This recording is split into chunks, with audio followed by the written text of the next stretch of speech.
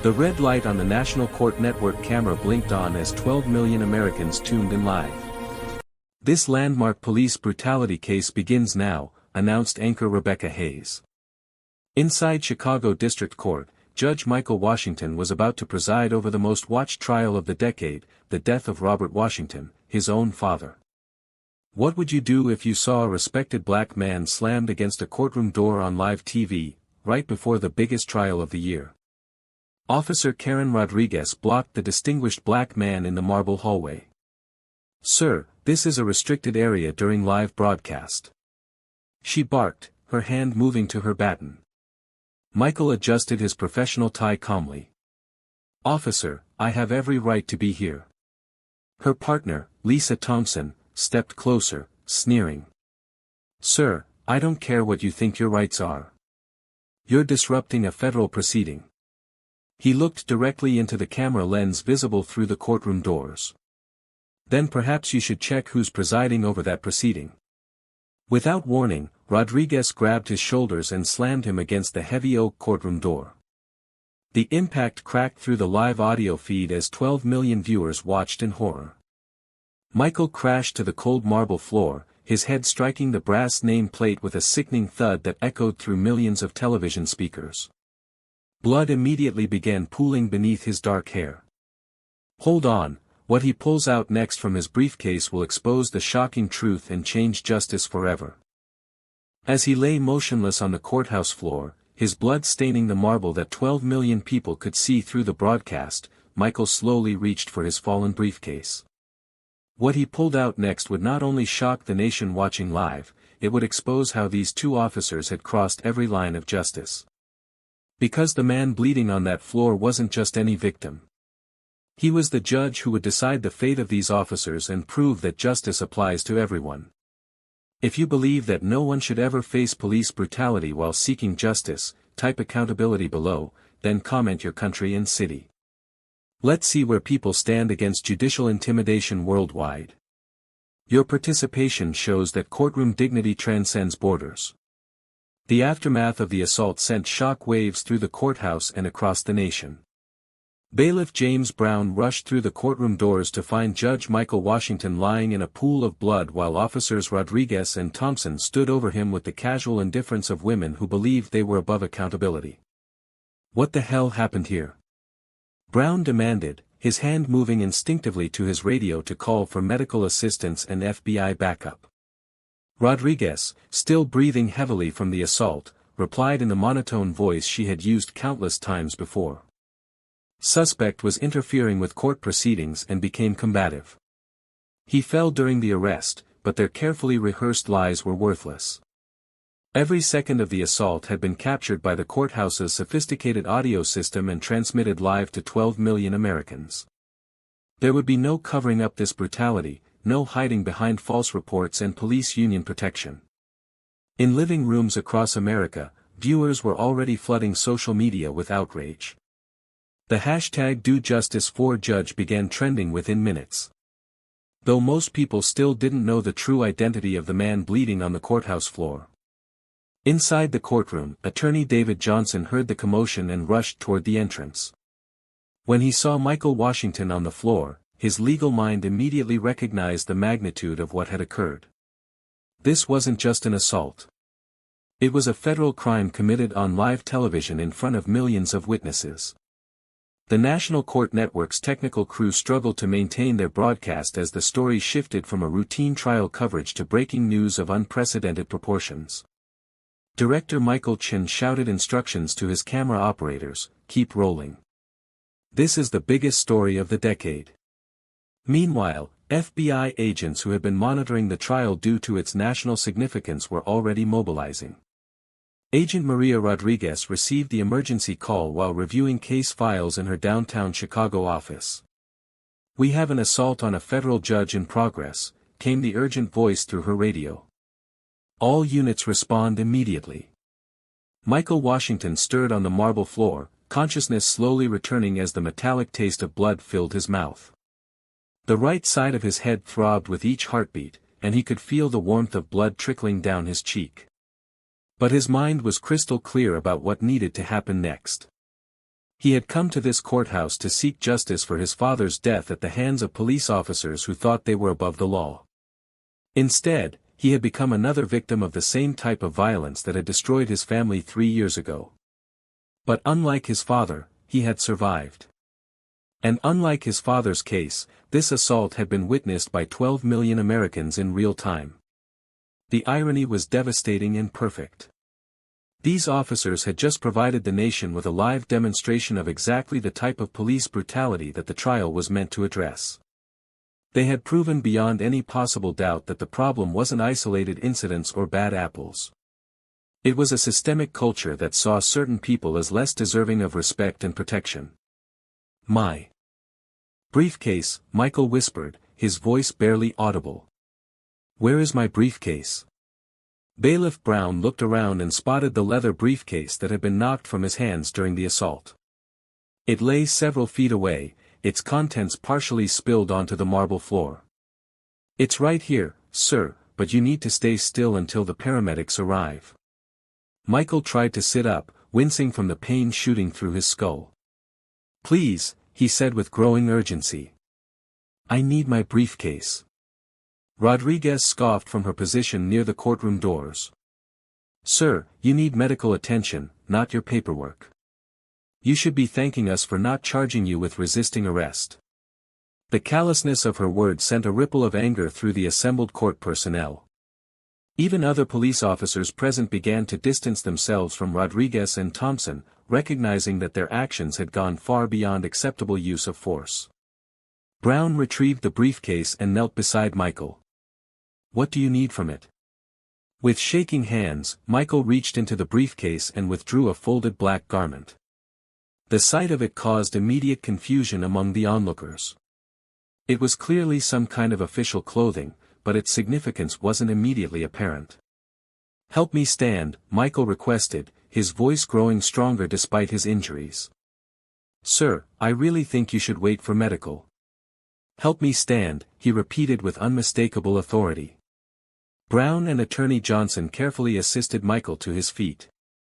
He swayed slightly from the head injury, but managed to maintain his balance. Blood still streamed from his forehead, but his eyes were clear and focused with fierce determination. With deliberate ceremonial movements, Michael unfolded the black garment and draped it over his shoulders. The gasps from the crowd were audible even through the live broadcast audio. It was a judicial robe. The recognition spread through the assembled group like wildfire.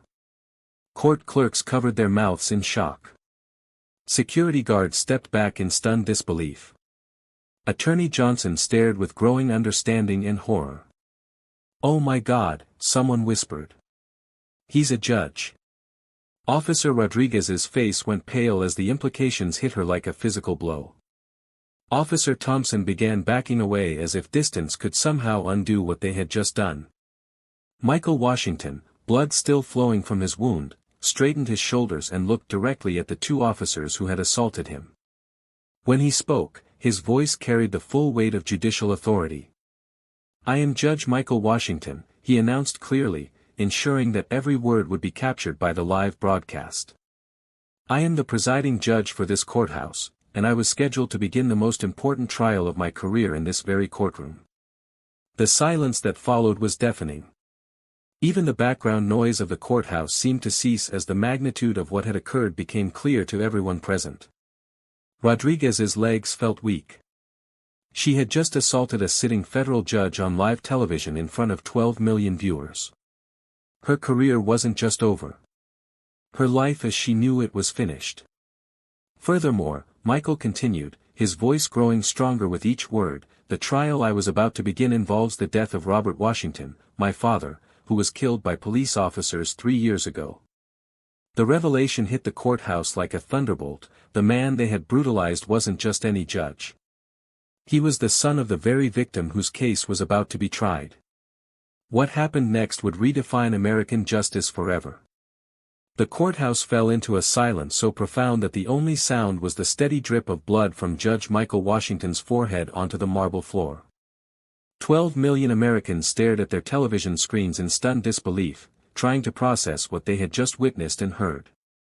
Judge Michael Washington, still wearing his blood-stained shirt beneath the judicial robe, looked directly into the camera lens that was broadcasting this moment to the nation.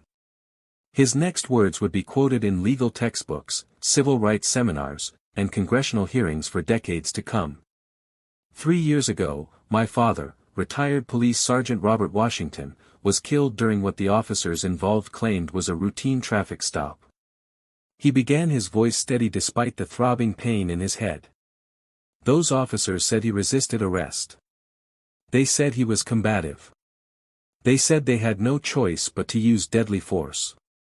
Officer Rodriguez leaned against the courthouse wall, her face ashen, as the full scope of her catastrophic mistake became clear. She had not only assaulted a federal judge on live television, she had assaulted the son of the victim in the very case he was about to preside over. The officers who killed my father filed reports claiming he attacked them, Michael continued, blood still trickling down his cheek as he spoke. They said he reached for their weapons.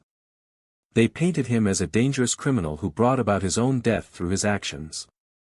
Officer Thompson frantically whispered to her partner, "We need to call our union rep, we need to call her right now." But it was far too late for union representatives or damage control. Every second of their assault had been captured in high definition and broadcast to a national audience. There would be no explaining away this level of brutality against a sitting judge. Michael Washington took a step forward, and the crowd of court personnel instinctively parted before him. Even injured and bleeding, he commanded absolute authority in his courthouse. "What you have just witnessed," he said, addressing both the people present and the millions watching at home, "is exactly what happened to my father. 2 police officers decided that a black person didn't belong where they were, escalated a peaceful encounter into violence and then justified their actions by claiming the victim was at fault." In the National Court Network studio, anchor Rebecca Hayes could barely speak. "Ladies and gentlemen," she managed to say, "we are witnessing what may be the most significant moment in modern American judicial history." Across the country, phones were ringing in every newsroom, every civil rights organization, and every law enforcement agency. The hashtag "The Child Judge Washington" was trending worldwide within minutes. Videos of the assault were being shared millions of times across social media platforms. Attorney David Johnson stepped forward, his legal mind working rapidly to understand the implications of what had just occurred. "Your Honor," he said formally, acknowledging Michael's judicial status. "We need to get you medical attention immediately." Michael raised his hand to stop the attorney's approach. "The medical attention can wait," he said firmly, "but justice cannot." He turned to face officers Rodriguez and Thompson directly, his bloodied face serving as a living testament to their brutality. "Officers, you have just committed assault and battery against a federal judge. While that assault was being broadcast live to the American people. But more than that, you have provided this nation with a perfect demonstration of how police violence begins with the assumption that certain people don't belong in certain places." Rodriguez tried to speak, her voice cracking with desperation. "Your Honor, we didn't know. We had no idea you were exactly," Michael interrupted, his judicial authority cutting through her excuses like a blade. "You didn't know who I was, so you felt entitled to assault me. The question this nation must now ask is, would your behavior have been acceptable if I had been anyone else? Would brutality be justified if I had been a court clerk or a witness, or simply a citizen trying to observe justice in action?" The question hung in the air like a challenge to everything wrong with American policing. In living rooms across the country, viewers found themselves confronting uncomfortable truths about how quickly peaceful encounters could turn violent when certain assumptions were made about certain people.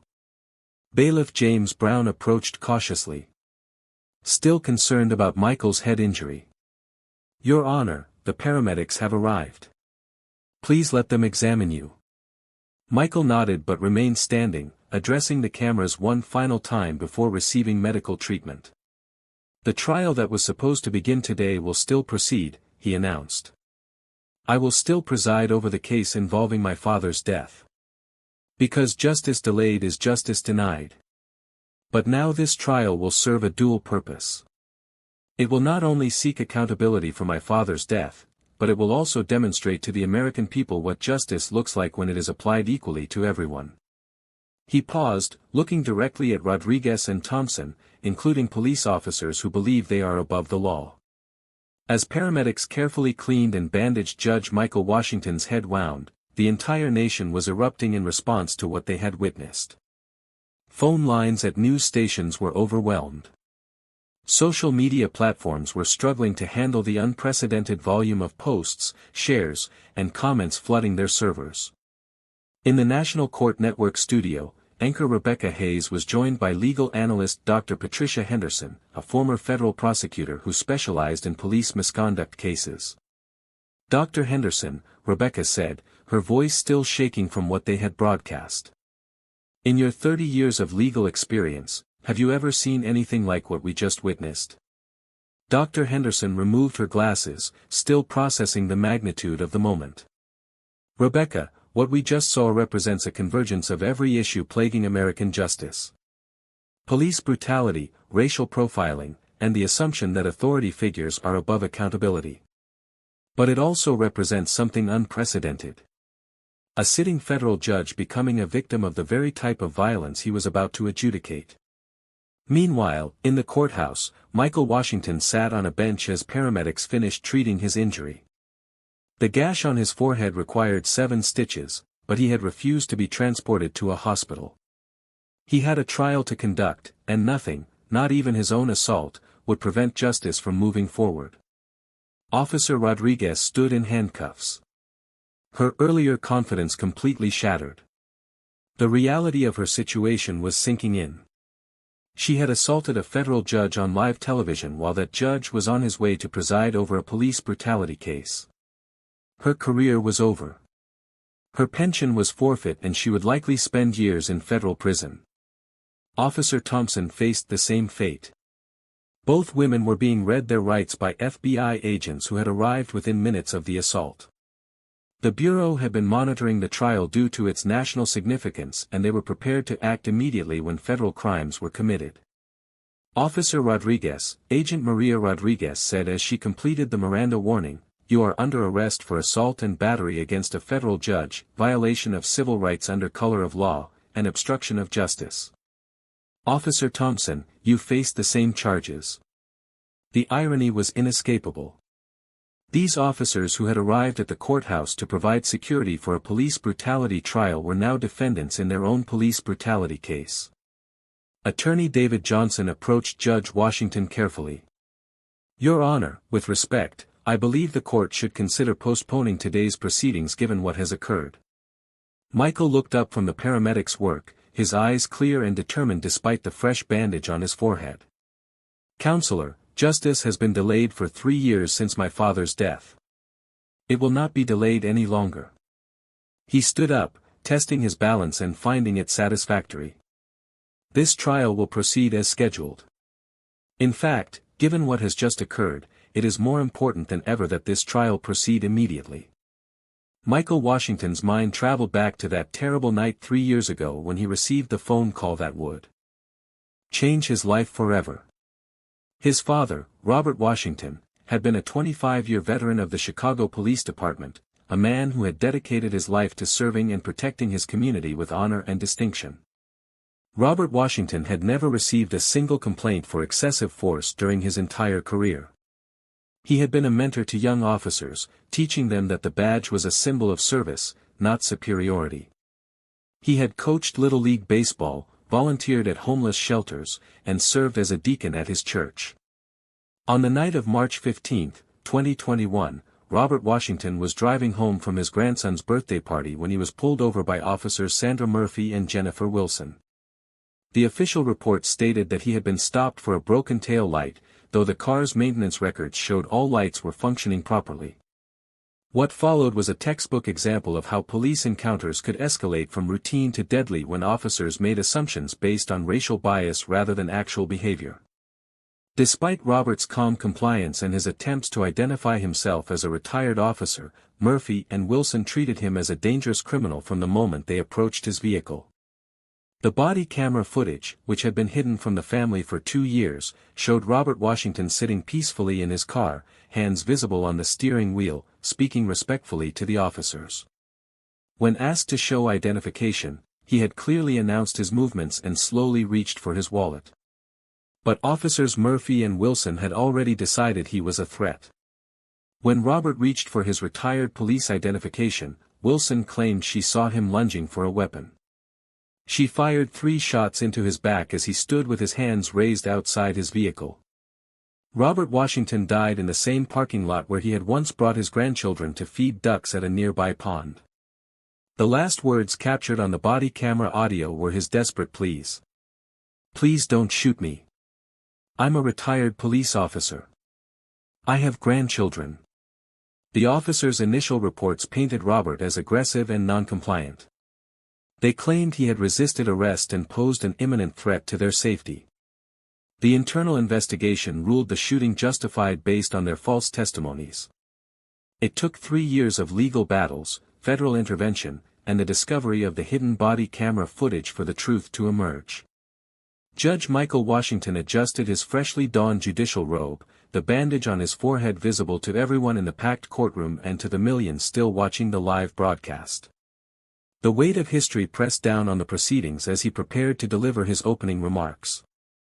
"Before we begin," Judge Washington announced, his voice carrying absolute authority despite the trauma he had just endured, "I want to address what has occurred this morning. I have been the victim of an assault by 2 police officers in the hallway of this courthouse. That assault was witnessed by millions of Americans through live television." He paused, scanning the faces in the courtroom. Defendants, attorneys, spectators, and media representatives who were documenting every word. "Some might suggest that I should recuse myself from this case due to what has happened, but I will not. The assault I suffered 30 minutes ago demonstrates exactly why this trial is necessary and why justice cannot be delayed or deterred by intimidation, whether that intimidation is intentional or not." Defense attorney Michael Richardson shifted uncomfortably at his table. His strategy for defending the officers who killed Robert Washington had been built on the assumption that this would be a routine trial with limited public attention. Now, with 12 million Americans watching and his client's colleagues having just committed an identical crime on live television, his entire approach was in ruins.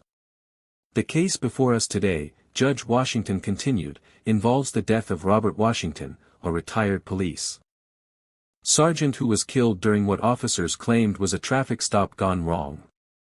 The deceased was my father, a fact that is now public knowledge. However, my personal connection to this case will not prevent me from ensuring that justice is served fairly and completely." He looked directly at the defense table where officers Sandra Murphy and Jennifer Wilson sat in obvious discomfort. The defendants in this case have the right to a fair trial regardless of what their colleagues have done today. They will receive that fair trial, but they will also face the full weight of justice if the evidence proves their guilt. Attorney David Johnson rose to present his opening statement for the prosecution. He had been preparing for this moment for 3 years, but the events of the morning had given his case a power and urgency he had never anticipated. "Ladies and gentlemen of the jury," Johnson began. 3 years ago, Robert Washington was driving home from his grandson's birthday party when he was pulled over for what officers claimed was a broken tail light. Robert Washington was a 25-year veteran of law enforcement who had never received a single complaint for excessive force during his entire career. He gestured toward a large monitor where body camera footage was prepared for display. "What you are about to see will show you exactly how a routine traffic stop became a killing and how the same mentality that we witnessed in this courthouse 30 minutes ago led to the death of an innocent man." The courtroom was silent as Attorney Johnson prepared to show the jury the body camera footage that would expose the truth about Robert Washington's death. He gestured toward the large monitor where the evidence was prepared for display. The monitor flickered to life displaying the timestamp. March 15, 2021, 8:47 p.m. The body camera belonged to Officer Sandra Murphy, one of the defendants now sitting at the defense table. The footage showed a quiet residential street illuminated by street lights and the police cruiser's headlights. Robert Washington's silver sedan was pulled over near a park where children often played during the day. The 68-year-old retired sergeant sat calmly in his driver's seat, his hands visible on the steering wheel, exactly as police training teaches civilians to position themselves during traffic stops. "Good evening, sir," came Officer Murphy's voice through the camera's audio. "Do you know why I pulled you over tonight?" Robert Washington's voice was clear and respectful. "No, officer, I don't. I was driving the speed limit and following all traffic laws." "Your left tail light is out," Murphy replied, though the camera footage clearly showed both tail lights functioning properly when Robert had pulled over. "Officer, I just had my car inspected last week," Robert responded politely. "I don't believe there's anything wrong with my tail lights." This was the moment. Attorney Johnson explained to the jury when a routine traffic stop began its transformation into a death sentence. Instead of simply checking the tail light to verify the claimed violation, Officer Murphy became confrontational. "Are you arguing with me?" Murphy's voice carried an edge of aggression that would escalate rapidly. Officer Jennifer Wilson's voice could be heard in the background as she approached the passenger side of the vehicle. "We've got a resistant subject here, Sandra." Robert Washington never raised his voice, never moved his hands from the steering wheel, never displayed any behavior that could reasonably be interpreted as threatening. Yet, both officers were already treating him as a dangerous criminal rather than a respectful citizen. The footage continued, showing the systematic escalation that would lead to Robert Washington's death. And proving that everything the officers had claimed in their reports was a deliberate lie, defense attorney Michael Richardson rose slowly from his table, knowing that the body camera footage had demolished any hope of defending his client successfully. The parallels between Robert Washington's death and Judge Washington's assault were so obvious that even the most sympathetic jury would struggle to ignore them. "Ladies and gentlemen of the jury," Richardson began, his voice lacking its usual confidence. "What you have just seen is a tragic incident that occurred during a lawful traffic stop. My clients, Officers Murphy and Wilson, were following established police procedures when they encountered what they reasonably believed to be a dangerous situation." Several jurors exchanged skeptical glances. The body camera footage had clearly shown Robert Washington complying with every police command while the officers escalated the situation unnecessarily. Richardson continued, "Police officers must make split-second decisions in potentially life-threatening situations. They cannot afford to hesitate when they believe their lives are in danger." Judge Washington leaned forward slightly, his bandaged forehead catching the courtroom lights. "Counselor, are you suggesting that a man sitting in his car with his hands on the steering wheel posed a life-threatening danger to two armed police officers?" Richardson hesitated. The question was perfectly legal and within the judge's authority, but it cut directly to the heart of his defense strategy's weakness. "Your Honor, the officers perceived a threat based on the suspects, the deceased refusal to immediately comply with lawful orders." "Counselor," Judge Washington interrupted, his voice carrying the weight of personal experience. "I want you to be very careful about how you characterize Mr. Robert Washington's behavior. The jury has seen the footage. They can determine for themselves whether asking for clarification constitutes refusal to comply." Attorney Johnson objected. "Your Honor, I believe the defense is mischaracterizing the evidence that was just presented." Sustained. Judge Washington ruled immediately. "Mr. Richardson, please stick to the facts as shown in the evidence, not your interpretation of what the officers might have been thinking." Richardson's strategy was falling apart in real time. He had planned to argue that Robert Washington's behavior justified the officers' response, but the body camera footage made that argument impossible to sustain credibly. Meanwhile, outside the courthouse, the demonstrations that had begun after Judge Washington's assault were growing larger by the hour. Protesters carried signs reading, "Justice for Robert" and "Judge Washington stands for justice." News crews from every major network had arrived to cover what was being called the most significant police accountability trial in American history. Back in the courtroom, Richardson attempted to pivot to his backup strategy. "Ladies and gentlemen, police work is inherently dangerous. Officers Murphy and Wilson had to make decisions based on their training and experience in a rapidly evolving situation." Judge Washington interrupted again. "Mr. Richardson, I'm going to ask you to be more specific. What aspect of their training taught them to draw weapons on a man sitting peacefully in his car?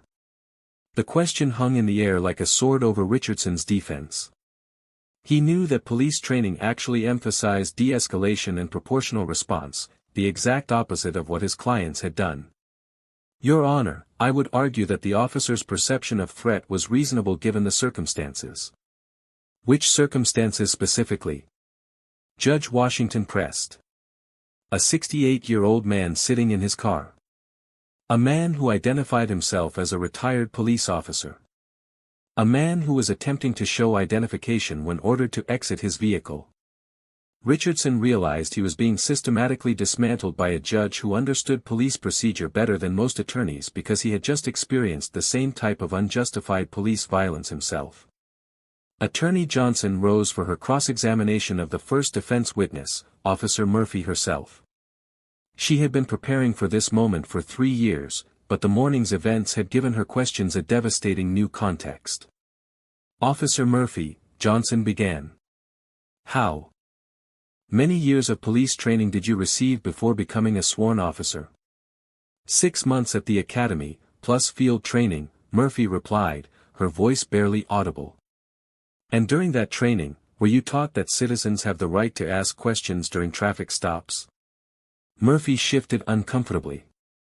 Yes, but they also have to comply with lawful orders. Officer Murphy, what lawful order did Robert Washington refuse to comply with? The question was simple, but Murphy couldn't answer it honestly without admitting that Robert Washington had done nothing wrong. He was argumentative and uncooperative, Murphy said weakly. Officer Murphy, you've seen the body camera footage. Can you point to any moment where Robert Washington raised his voice, used profanity, or displayed aggressive behavior? Murphy stared at her hands. No, but his attitude. His attitude. Johnson interrupted. Officer Murphy, is it illegal to have an attitude? No, but when someone acts suspicious. What suspicious behavior did Robert Washington display? Sitting in his car, keeping his hands visible, attempting to show identification when requested. Richardson objected desperately. Your Honor, counsel is badgering the witness. Overruled, Judge Washington said firmly. The witness will answer the question. Murphy looked toward her attorney for help. But Richardson had no assistance to offer. The truth was too obvious to deny. He reached toward his pocket. Murphy finally said after announcing that he was going to show you his retired police identification. Johnson replied, Officer Murphy, if someone tells you exactly what they're going to do before they do it, how is that suspicious behavior? The silence that followed was deafening. Murphy had no answer that wouldn't condemn her further. Attorney David Johnson approached the evidence table where a collection of items told the story of Robert Washington's final moments. Each piece of evidence contradicted the officers' official reports and exposed the systematic lies that had initially protected them from accountability. Ladies and gentlemen of the jury, Johnson announced, I want to show you the items that were found in Robert Washington's car after he was killed. These items will prove beyond any doubt that Officers Murphy and Wilson were never in danger. She held up a clear evidence bag containing a worn leather wallet. This is what Robert Washington was reaching for when Officer Murphy claimed he was grabbing a weapon. Inside this wallet, you will find his retired police identification, his driver's license, and photographs of his grandchildren. Johnson opened the wallet carefully, displaying its contents to the jury. There is no weapon. There never was a weapon. Robert Washington was reaching for his police ID to de-escalate the situation. Exactly what any reasonable person would do when confronted by aggressive officers. She moved to the next piece of evidence. This is the medical examiner's report on Robert Washington's death. The autopsy shows that all 3 bullets struck him in the back, proving that he was not lunging toward the officers as they claimed. He was standing still with his hands raised when Officer Wilson executed him. Judge Washington watched the proceedings with intense focus. His bandaged forehead serving as a constant reminder of how quickly police encounters could turn violent. The parallels between his father's death and his own assault were becoming more obvious with each piece of evidence. Johnson continued her presentation. The officers claimed in their initial reports that Robert Washington was combative and uncooperative. But we have the complete audio from both body cameras, and not once, not even when he was being shot, did Robert Washington raise his voice or use profane language. She played another segment of audio where Robert Washington's final words could be heard clearly. "Please don't shoot me. I'm a retired police officer. I have grandchildren." The courtroom was silent except for the sound of several jurors weeping quietly. Defense attorney Richardson knew his case was hopeless, but he was obligated to mount some defense for his clients. He rose for his cross-examination of the medical examiner, Dr. Patricia Hernandez. "Dr. Hernandez," Richardson began, "is it possible that the deceased could have been moving toward the officers at the moment he was shot, even though the bullet struck him in the back?" Dr. Hernandez, a veteran forensic pathologist with 30 years of experience, looked at Richardson with barely concealed disgust. "Counselor, the bullet trajectory analysis shows that Robert Washington was standing stationary with his hands raised above his head when he was shot. The angle of entry and the spacing of the wounds make any other scenario physically impossible." Richardson pressed on desperately, but could he have been turning around at the moment of impact? "No," Dr. Hernandez replied firmly. "The evidence is conclusive. Robert Washington was facing away from the officers with his hands in the air when Officer Wilson fired 3 shots into his back. This was an execution, not self-defense." The word execution echoed through the courtroom like a gavel striking wood. Even Judge Washington, who had maintained perfect judicial composure throughout the trial, closed his eyes briefly as the reality of his father's murder was confirmed by scientific evidence. Johnson called her next witness, Detective Rebecca Thompson from Internal Affairs, who had investigated the initial incident. Thompson took the stand with obvious reluctance. Her testimony would expose the cover-up that had initially protected Murphy and Wilson. "Detective Thompson," Johnson began, "when you first investigated this shooting, what did Officers Murphy and Wilson tell you happened?" Thompson consulted her notes, though she clearly remembered the lies she had been told. "They claimed that Robert Washington had refused to comply with orders, became physically aggressive, and lunged at Officer Murphy with what appeared to be a weapon." "And based on their statements, what was your initial finding?" Thompson's voice was barely audible. "I ruled the shooting justified based on the officers' reports." "Detective Thompson, have you since reviewed the body camera footage?" "Yes." "And does that footage support the officers' version of events?" Thompson stared at her hands. "No. The footage proves that everything they told me was a lie." Johnson pressed the advantage. "Detective, would you say that Officers Murphy and Wilson deliberately provided false information to obstruct your investigation?" "Yes, they committed perjury and obstruction of justice." Judge Washington leaned forward. "Detective Thompson, why wasn't this footage reviewed during your initial investigation?"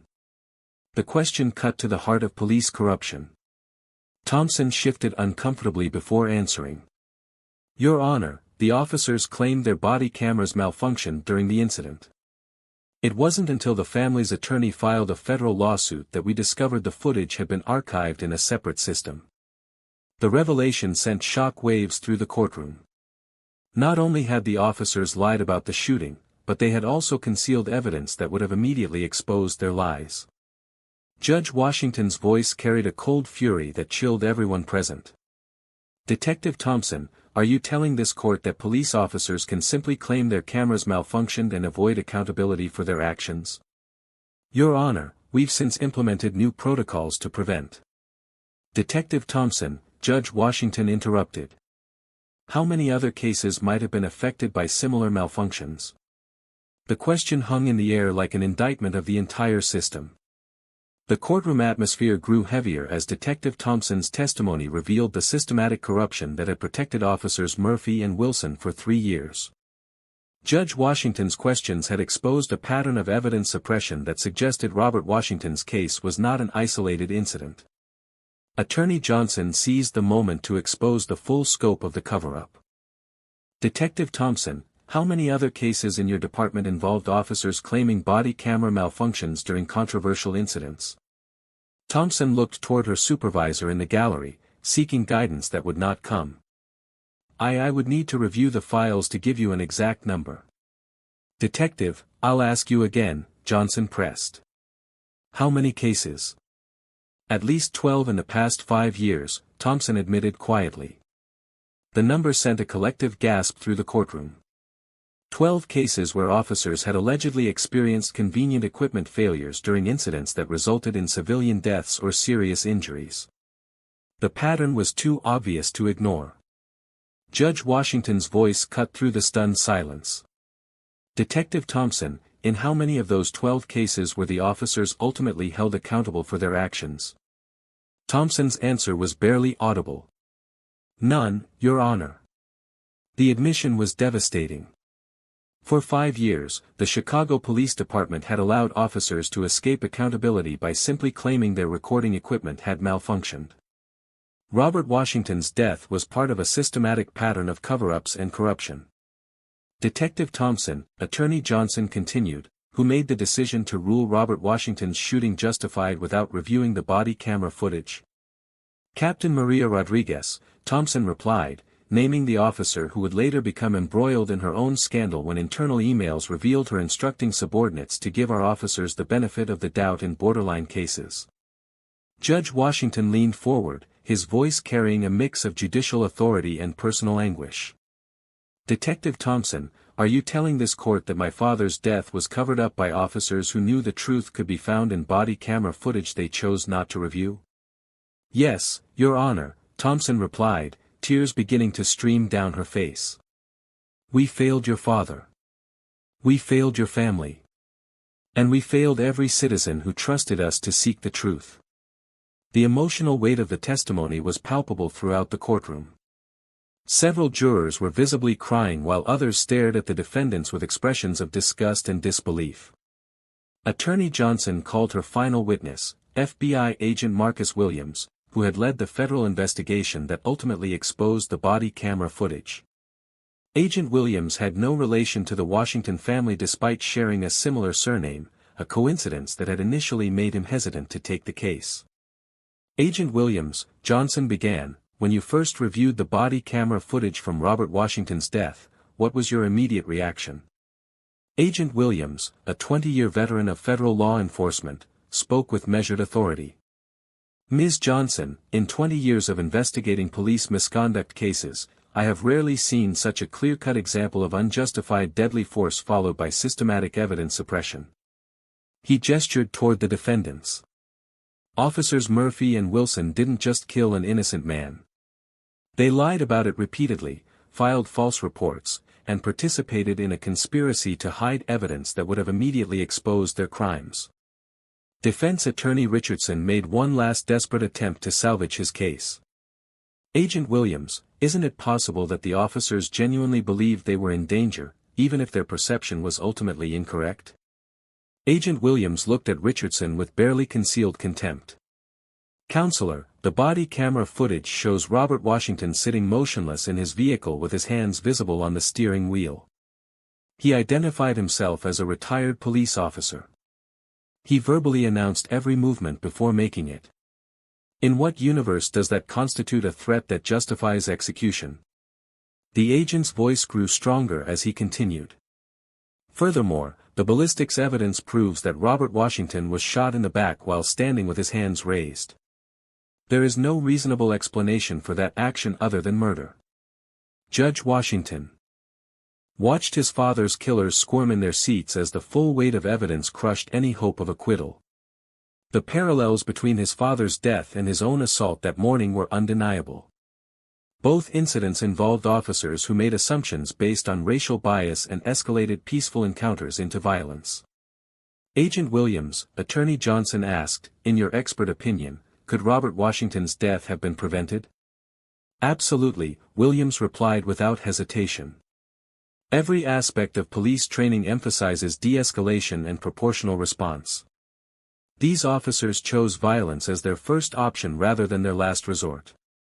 Robert Washington died because officers Murphy and Wilson saw a black man and decided he was a threat. Despite all evidence to the contrary, the agent paused, looking directly at the jury. Ladies and gentlemen, this case represents everything wrong with policing in America.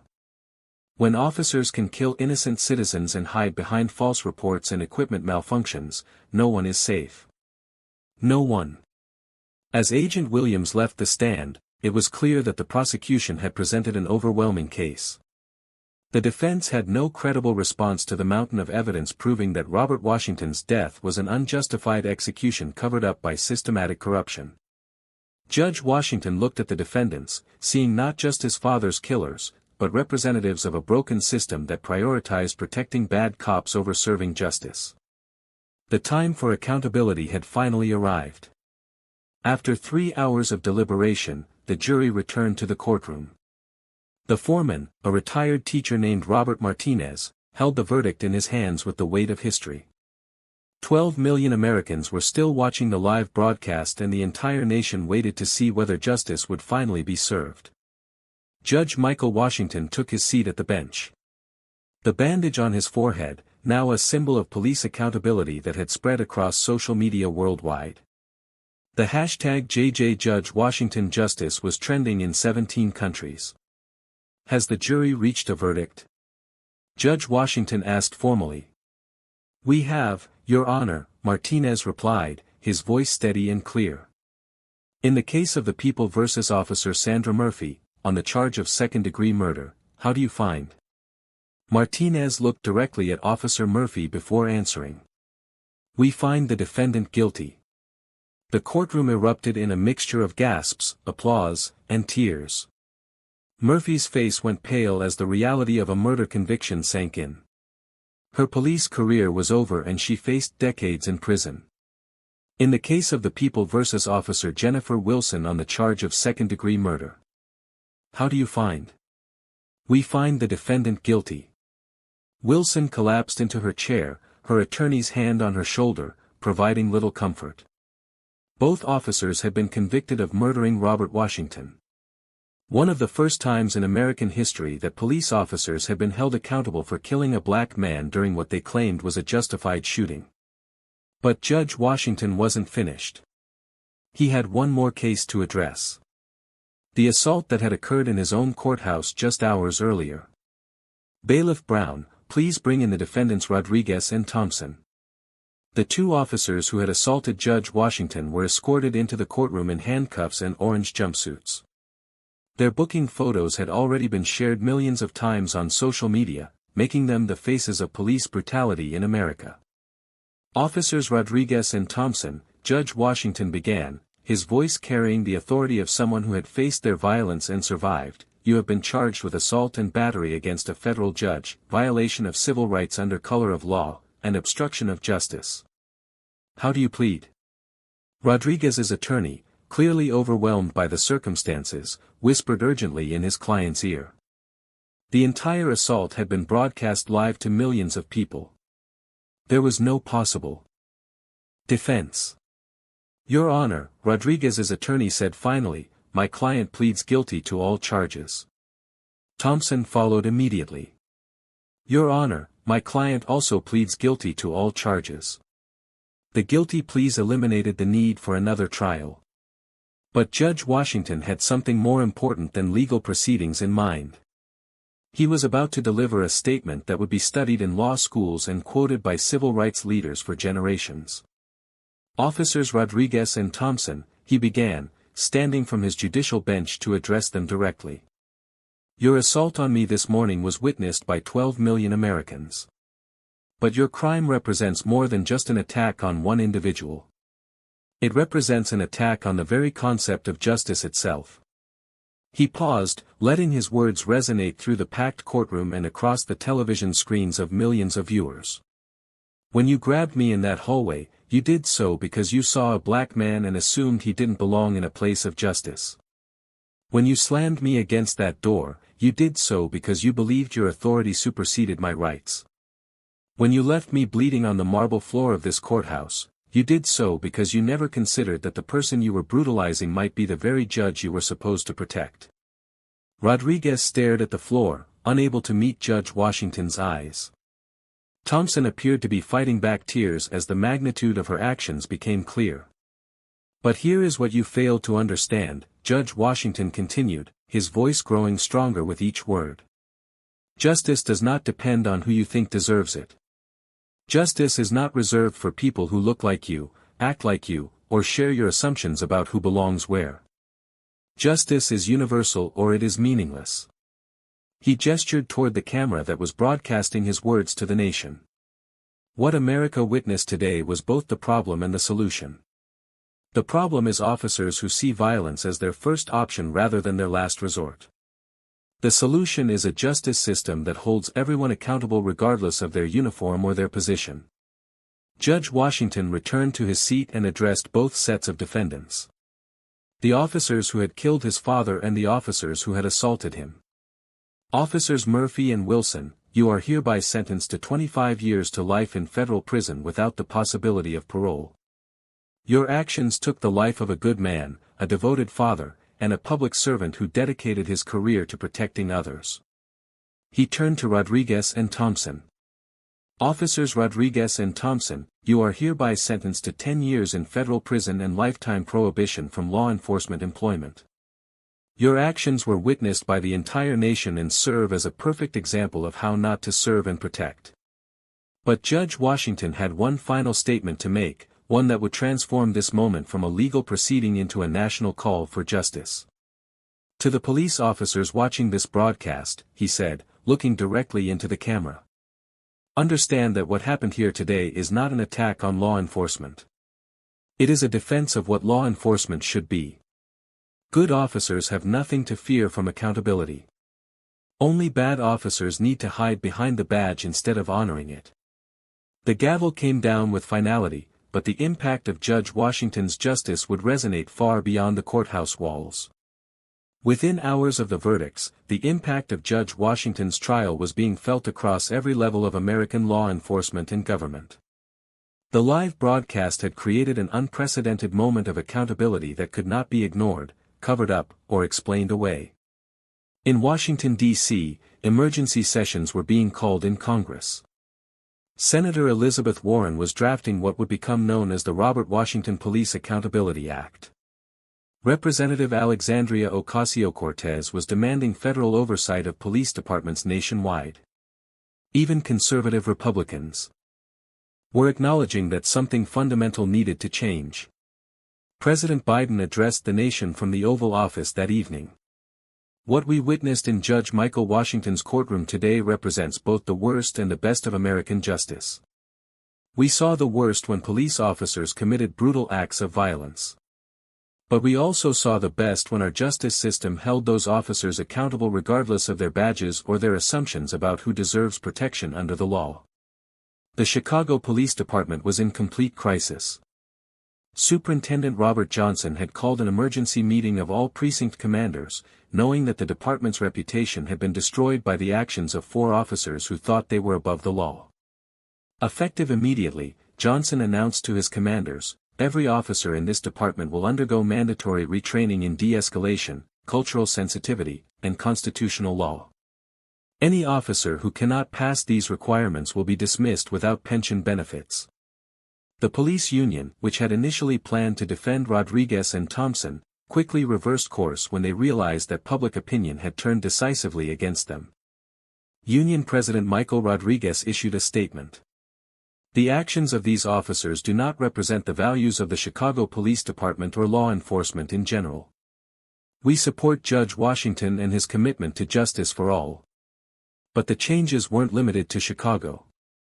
Police departments across America were implementing immediate reforms to avoid being associated with the type of brutality that had been exposed on live television.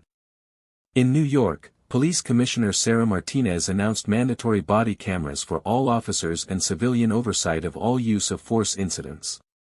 In Los Angeles, Chief Roberto Gonzalez implemented a new policy requiring officers to intervene when they witnessed colleagues using excessive force. The FBI announced a sweeping investigation into police departments nationwide, focusing specifically on cases where body camera footage had mysteriously malfunctioned during controversial incidents. Director Christopher Wray stated, "The American people deserve to know how many other cases like Robert Washington's death have been covered up by deliberate evidence suppression." Back in Chicago, Judge Washington returned to his chambers after the most significant day of his legal career. The bandage on his forehead had been replaced with a smaller one, but the symbolism remained powerful. He had become the face of judicial courage and police accountability in America. His assistant, Maria Gonzalez, brought him a stack of messages that had poured in throughout the day. "Your Honor, you've received calls from the Supreme Court, the Department of Justice, and over 50 civil rights organizations. The President wants to meet with you personally." Judge Washington sat down heavily in his chair, the emotional and physical toll of the day finally catching up with him. "Maria, all I wanted was justice for my father. I never intended to become a symbol of anything." "Your Honor," Maria replied gently. "Sometimes history chooses us rather than the other way around. What you did today, presiding over that trial despite your own assault, refusing to let violence intimidate justice. That's what leadership looks like." Outside the courthouse, the demonstrations that had begun after Judge Washington's assault had transformed into celebrations of justice. Thousands of people gathered with candles, holding signs that read, "Thank you, Judge Washington." And, "Justice finally served." Civil rights leader Reverend Al Sharpton addressed the crowd. "What we witness today proves that justice is possible when we have judges who are committed to the law rather than to protecting the powerful. Judge Michael Washington has shown us what courage looks like." The family of Robert Washington held their own press conference outside the courthouse. Robert's widow, Eleanor Washington, spoke through tears. "My husband served this community for 25 years as a police officer. He believed in justice and he would be proud to see that justice finally prevailed in this courtroom today." But perhaps the most significant change was happening within police departments themselves. Young officers who had joined law enforcement to serve and protect were speaking out against the culture of violence and cover-ups that had protected officers like Murphy, Wilson, Rodriguez, and Thompson. Officer Janet Martinez, a rookie in Chicago PD, posted a video on social media that went viral. "I became a police officer to help people, not to hurt them. What happened to Judge Washington and his father represents everything wrong with policing. We need to do better, and that starts with officers like me refusing to stay silent when we see abuse." The video was shared by thousands of police officers across the country, creating a movement within law enforcement itself. Major police academies began updating their training curricula to include extensive education about implicit bias, constitutional rights, and de-escalation techniques. The standard warrior mentality training that had produced officers like Rodriguez and Thompson was being replaced with guardian mentality training that emphasized protection and service. Corporate America was also responding to the moment. Major companies began requiring police accountability clauses in any contracts with law enforcement agencies. Sports teams, entertainment companies, and technology firms announced they would only work with police departments that had implemented comprehensive reform programs. The transformation that Judge Washington had triggered was becoming unstoppable, spreading through every institution in American society. 6 months after the trial that changed America, Judge Michael Washington stood in the same courthouse where he had been assaulted by officers Rodriguez and Thompson. But now, instead of a bandage on his forehead, he wore a small scar that had become a symbol of resilience and justice worldwide. The courthouse had been renamed the Robert Washington Federal Courthouse in honor of his father, and a bronze plaque in the marble hallway marked the exact spot where he had been attacked and where he had chosen to fight back with law rather than violence. The Robert Washington Police Accountability Act had passed Congress with bipartisan support, creating federal oversight of police departments, mandatory federal prosecution of police brutality cases, and a national database of officers dismissed for misconduct. President Biden had signed the legislation in a ceremony attended by Judge Washington, and dozens of families who had lost loved ones to police violence. Officers Murphy and Wilson were serving their life sentences in federal prison where they had become symbols of what happened to police officers who believed they were above the law. Officers Rodriguez and Thompson were also imprisoned. Their case studied in police academies as an example of how quickly a career could be destroyed by a single act of brutality. But the most significant changes were happening in communities across America where the relationship between police and citizens was being rebuilt on foundations of accountability and mutual respect. In Chicago, crime rates had actually decreased after the police reforms were implemented. Community policing programs brought officers and residents together for problem-solving rather than confrontation.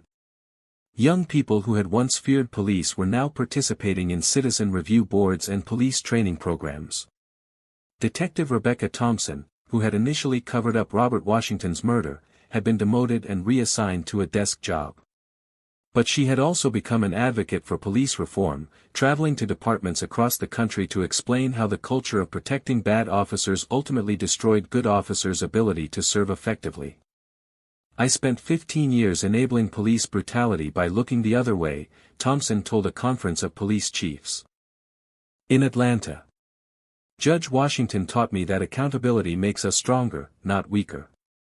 When we hold bad officers responsible, we protect the integrity of good officers." The National Court Network had won a Pulitzer Prize for their live coverage of Judge Washington's trial. But more importantly, they had established a new standard for transparency in judicial proceedings. Courts across America were now broadcasting high-profile cases live, ensuring that justice could not be hidden from public view.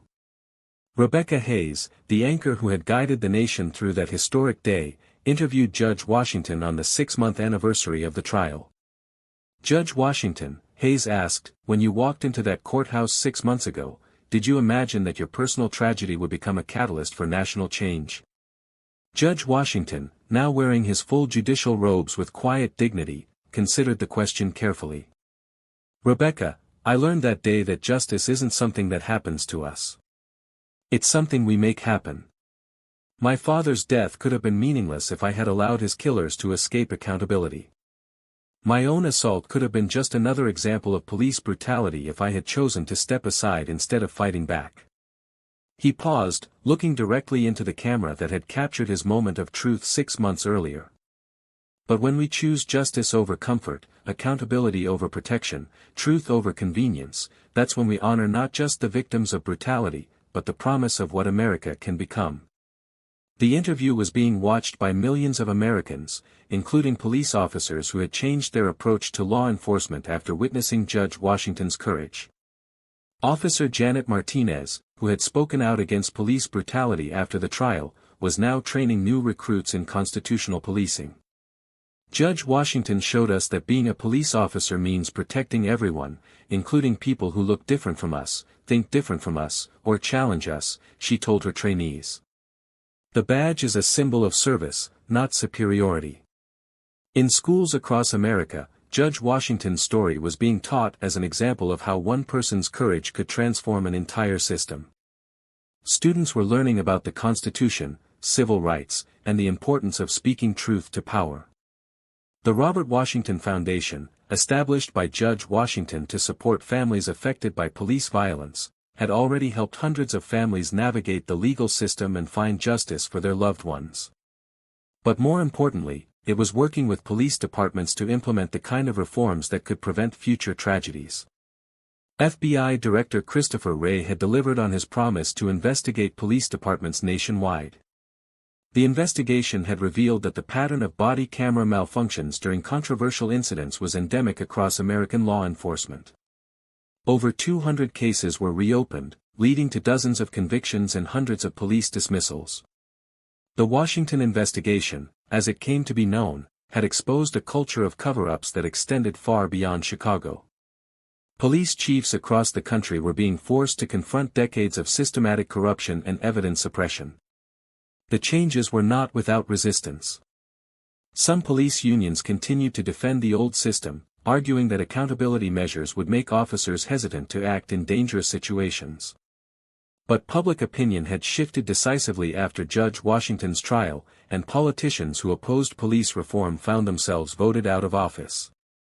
Most importantly, the culture of American policing was changing from within. Young officers were refusing to participate in cover-ups. Veteran officers were speaking out against colleagues who used excessive force. Police academies were producing graduates who saw themselves as guardians rather than warriors. Judge Washington had accomplished something unprecedented in American history. He had transformed personal tragedy into systemic change, proving that justice was possible when courage met opportunity. 1 year after the trial that transformed America, Judge Michael Washington delivered the keynote address at the National Conference on Police Accountability in Washington, D.C. The conference had been established in his honor, bringing together law enforcement leaders, civil rights advocates, and families affected by police violence. Standing at the podium, the small scar on his forehead barely visible under the conference lights, Judge Washington looked out at an audience that included police chiefs who had implemented revolutionary reforms and officers who had found the courage to hold their colleagues accountable. 1 year ago, he began, I walked into a courthouse seeking justice for my father's murder. I never imagined that I would become a victim of the same type of violence that had killed him. But I also never imagined that 12 million Americans would witness that violence and demand change. He paused, his voice carrying the weight of transformation that had swept across the nation. Today, we gather not to celebrate what happened to me or my father, but to celebrate what America chose to do with that pain. We chose accountability over comfort. We chose justice over convenience. We chose truth over protection. In the audience, Eleanor Washington, Robert's widow and Michael's mother, wiped away tears as she listened to her son transform their family's tragedy into a call for continued progress. The statistics Judge Washington shared were remarkable. Police killings of unarmed civilians had decreased by 67% in the year following his trial. Body camera compliance had reached 98% nationwide after the federal mandate. Civilian complaint investigations were now conducted by independent agencies in all 50 states. But statistics tell only part of the story, Judge Washington continued. The real change is happening in the hearts and minds of police officers who have chosen to honor their oath to serve and protect rather than hide behind their badges. He gestured toward Officer Janet Martinez, who was now serving as Deputy Chief of Community Relations in Chicago. Officer Martinez represents the new generation of law enforcement. Officers who understand that accountability makes them stronger, not weaker. Martinez stood and addressed the audience. Judge Washington taught us that courage isn't just about facing danger in the streets. Sometimes the greatest courage is facing corruption in our own departments and saying, "This ends now." The applause was thunderous, but Judge Washington wasn't finished. He had one more message for the nation that had supported his fight for justice. The work is not complete, he announced. Every day, families across America still face the possibility that a routine encounter with police could turn deadly. Every day, officers still must choose between doing what's right and protecting their colleagues. Every day, we must choose whether to be comfortable with injustice or courageous enough to demand better.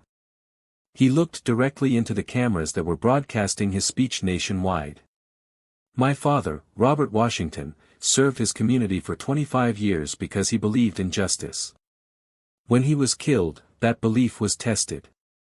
When I was assaulted in my own courthouse, that belief was tested again. But justice survived because you, the American people, refused to let it die. The speech concluded with a call to action that would define his legacy. Justice is not a destination we reach and then rest. Justice is a choice we make every day in every interaction, in every decision about whether to speak up or stay silent. My father's death has meaning because you gave it meaning. My assault has purpose because you gave it purpose. America is better because you chose to make it better. As the conference ended and attendees returned to their communities, the transformation that began with Judge Washington's courage continued to spread. Police departments that had once been plagued by corruption were now models of accountability.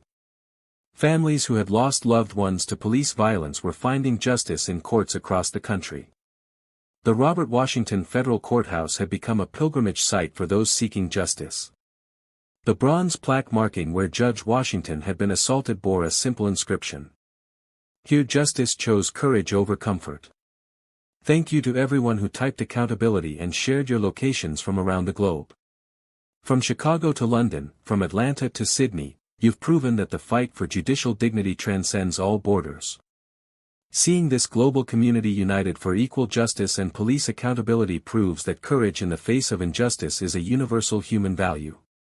If this story moved you, please subscribe for more incredible tales of justice triumphing over systemic oppression. Until next time, remember that true authority comes from serving justice, not avoiding it. The legacy of Judge Michael Washington would continue to inspire generations of Americans to choose justice over convenience, courage over comfort, and accountability over protection. His father's death had meaning. His assault had purpose, and America was better because he had chosen to fight back with law rather than violence. Justice had prevailed, and its echo would resonate through the halls of justice for generations to come.